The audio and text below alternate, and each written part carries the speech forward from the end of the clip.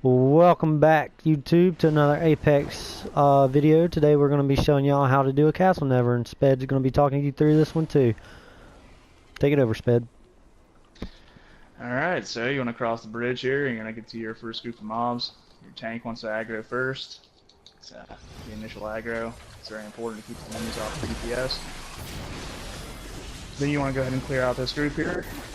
Not too challenging, and give you a good idea of how your group makeup is, depending on how fast you kill this first group here.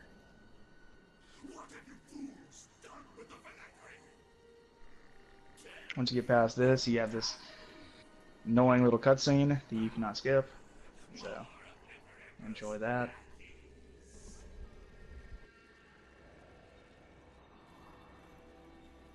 And then you get to this part here, you actually see two enemies here being dragged together by a tether, or a rope, or some call it. A tether, so you know what I'm talking about through the video when we get to certain parts.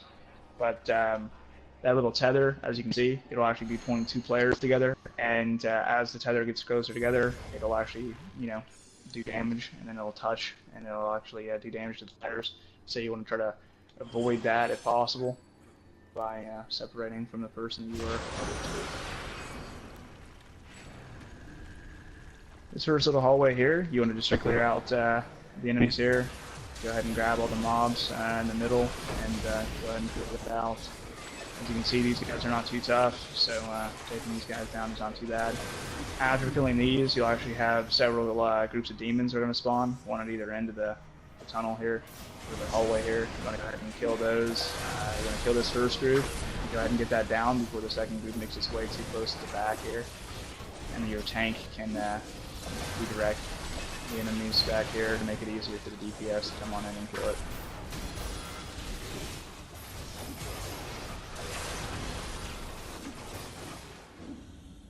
Once this hallway is clear, you can go ahead and move on and go through this first doorway into the rifts. At this point, if you have a strong enough tank and healer, each one of you can take a separate rift and go ahead and clear these out.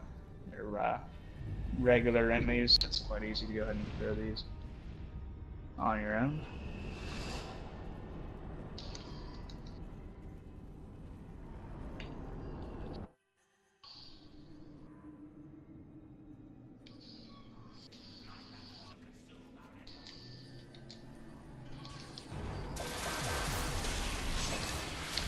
After you clear the rifts out here, you can wait for your teammates by the door and make sure everybody's grouped back up before you move on to the next part.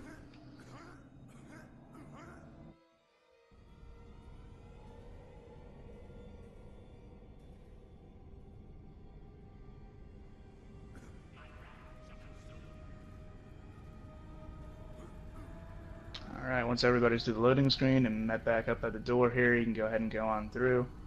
And again, it's better if you let your tank go first to get that initial aggro. You're going to clear out a couple of groups of mobs here. Once you clear that out, you go up to another rift. This rift will hold a Malfashni, a couple of fire archons, or zarkons, and these little guys can be defeated pretty easily. Chang wants to get a really good initial aggro on that Malfashni, as he is definitely the hardest mob out of this group. And go ahead and defeat that.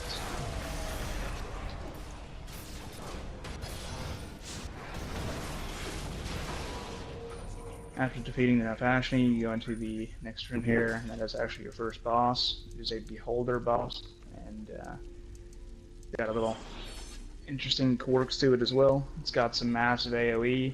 Mass AoE, you want to try to get that on the side of your tank, and have the rest of the DPS and healer stand on the opposite side.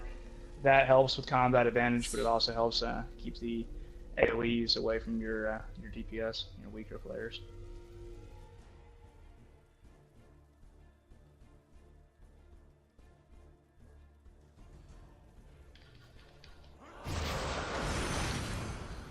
This boss, as you can see, can also spawn tethers. You want to try to avoid the tethers. Easy way to do this is by standing on either side of the head itself.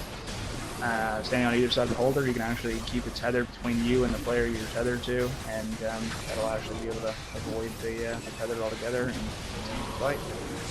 If you're not able to get on either side of the head, you can just go to the opposite corners of the room, and that also works as well. But unfortunately, at that point, you would not be able to do damage if you were a melee player, melee class. As you can see, there's lots of red circles in the ground here, as he does do a very mass AoE to the front. So you do watch out for that. If you are a ranged player that is not standing on the opposite side of a tank, or you're having to redirect for the tether. This boss is quite simple and pretty easy to take out, as you can see. And we can go ahead and move on to the next hallway here. In this hallway, there are several groups of mobs. You actually do want to go ahead and run in and go ahead and start clearing these groups one at a time. Once you get a little bit down the hall, there's actually another rift that'll spawn, and you'll have a Valor boss. This Valor is actually on a timer, so if you are a slower group, the Valor can actually come up a little bit sooner. It is not based on proximity, so as you do run down the hallway here, you can get closer to the Valor. At least you can clear out more groups on the undead.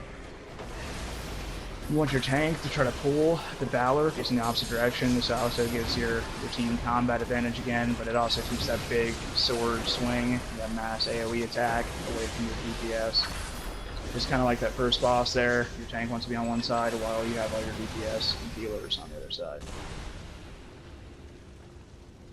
Once you defeat the Valor, you can go on into the next hallway and go ahead and defeat the servitors of Orcus here.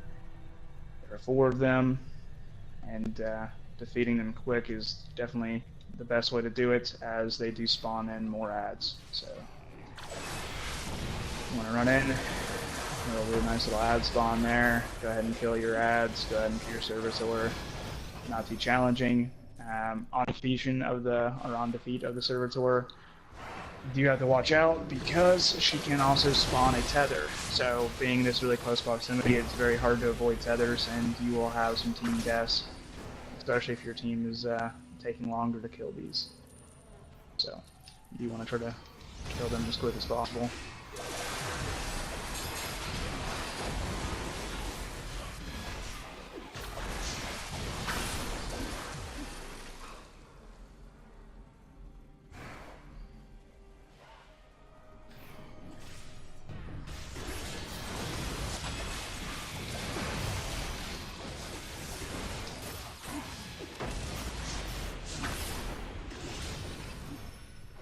We actually got fortunate there. We killed all the enemies quick enough there, so we did not actually have a tether spawn.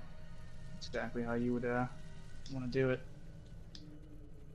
After the servitors, you go to a rift here. You'll actually have to enter this rift. When you enter this rift, there is going to be several enemies that are walking towards a center sphere or center orb.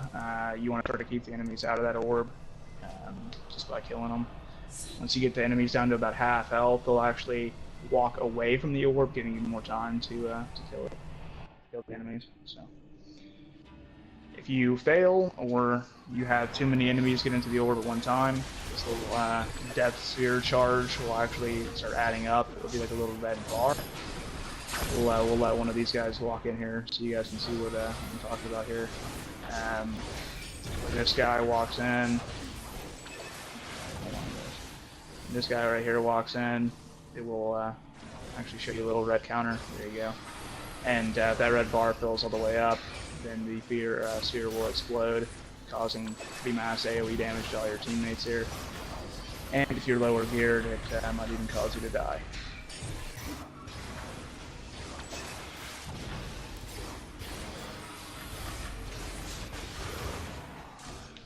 As you can see that mob turning around there. Drop below half.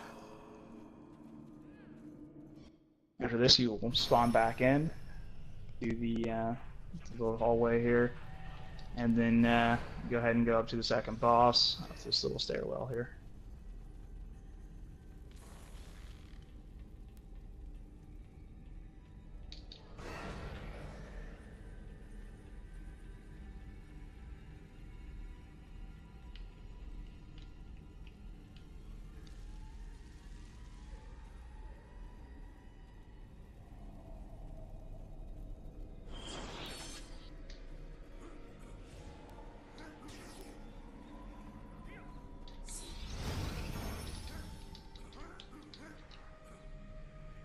On this boss here, you will have several different AoE attacks as well.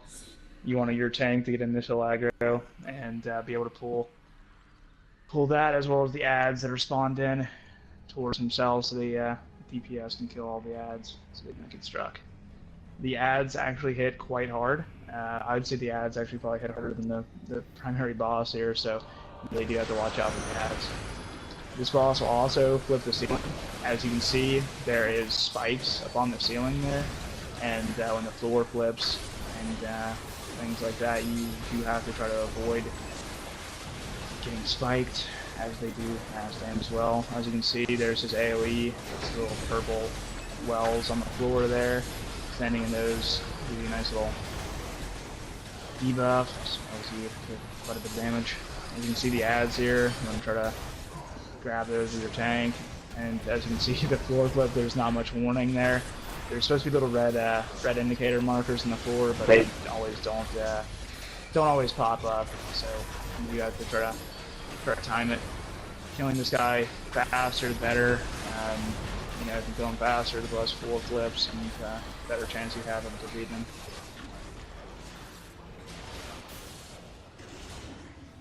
And he'll do it again. As you can see, sometimes it's pretty easy to avoid those. Alright, next part here is actually probably one of the most difficult spots. All you really have to do is quite simple. Is you want to try to get on the side, the right-hand side or the left-hand side, to avoid the enemies on the floor here. So, when you get to this point here, you do want to kind of slow, go to your right, and jump up and hop across these little benches here. That'll avoid the first little room of mobs, and that way you won't have to wake them up and fight them. In a second here, you go down this little left side. Again, you have to jump over some benches here, but again, you're avoiding the mobs. And then on the third part here, you're just jumping down the right-hand side again, and avoiding this little last group of mobs here. If you were to wake them up, you do want to try to kill that group in place, because if you drag that group all the way to the end, one group will wake up the next, and so on, and you'll have a bunch of guys all over the place. At this point, you do want to try to avoid this green sphere here. It does do quite a bit of damage. Some classes are actually able to teleport or shadow slip, or walk through the orb without taking much damage. But it is better to just try to avoid it altogether by running behind or in front of it. When you get to this midpoint, there's also going to be another orb, and you want to try to take this left room here to avoid all the demons in this right room. If you do aggro the demons, they're not too hard, and you guys can go ahead and root back up and kill them. As you can see, the orb does go in a little pattern here and goes around the room. You do want to try to avoid it. And then there's more spheres here. At this point, you do want to try to wait in this corner here. This is a kind of like a little halfway point between the orbs. Well, probably a little bit longer, maybe 2/3 of the orbs here. And you want to try to wait here and group up. At this point, you do want to try to have your full group, or at least the strong members of your group, together. That way, when you go into this next room, you can defeat all the demons here. Your tank can pull all the demons to this one side, making it very easy for the DPS to get up behind the demons and to kill them. Again, it's very important that your tank gets initial aggro in this room, so he can keep the aggro off these mobs, as they do have very big AoE swings and they hit quite hard. And there's another little orb you have to avoid there. Just stay to the left of the room and you can do that. Once you get through that, you get to the final boss fight here. This is actually the Orcus fight. So we'll have a chance to, change powers and do stuff like that. As a lot of classes will switch from AoE to, single target, or, a tank can switch his powers up to help him give him more survivability, etc. In the Orcus fight, Orcus can spawn several things. He can spawn tethers, he can spawn orbs like you just saw when we walked through, and you do want to skip that initial cutscene there, because it is bugged, and when you do walk into the cutscene, he'll actually still be in the fight, so you do want to skip that initial cutscene. As you can see here, you want to keep your tank on one side and keep your DPS on the other side, pretty much the theme throughout this entire dungeon here, as Orcus also has very hard hitting AoEs that can wipe your entire team. with your tank on one side here, as you can see, it's very easily done that you can phase tank him, and he will spawn a couple different things. As you can see, we got orbs this time, so it is very well you back out of that. So your tank can have a chance to recuperate and not get inside of those orbs there, as these orbs hit a lot harder than the ones in the hallway there, the initial ones in the hallway. At this point, you do want to just get back in. Your tank gets initial aggro again, and wait for your tank to get in there. Once your tank gets in there, it's very easy to just run back in and finish off the boss. As you can see, we have quite a strong group here, so we will go ahead and kill the mob. I'm going to go ahead and kill Orcus, but if you weren't going to kill the boss there, he is able to spawn in another death sphere like you saw on that initial rift. So when he does spawn that death sphere, you just want to clear out the little mobs around the sphere, and make them not get into the little sphere there, or the sphere will blow up. Kind of the same principle there. Orcus can also spawn tethers. As you see, he didn't spawn at this time, but in place of those orbs, he can spawn tethers.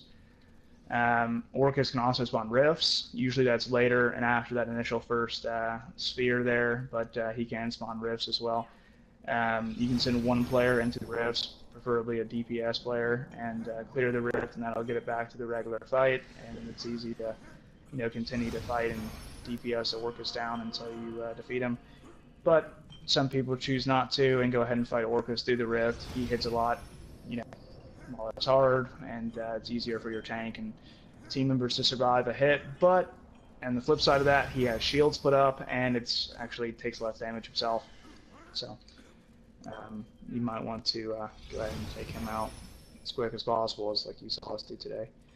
Then, as you can see, this is a kind of a tidbit here. A lot of people don't really do this, but you can come over to this altar and you can go ahead and get your prayers in. This is optional, of course. You don't have to do this, but it is something that we choose to do. When you look up at your your health bar underneath your name there, you can actually see your buffs. And if you look at the little copper coin, that is your blessing of Joaquin, and that actually increases your monetary gains, which any monetary gain is technically rewards, money, etc. So, in doing this, it's very potentially possible that increasing your monetary gains could give you a potentially better drop out of the chest there. So that is the reason why we do it. So, and the extra luck to get good rewards is always worth trying. So it'd be recommended for you and your team to give it a shot after killing Orcus. And ladies and gentlemen, that is the end of the how-to Orcus Castle Never. Like and subscribe, and we'll see you later.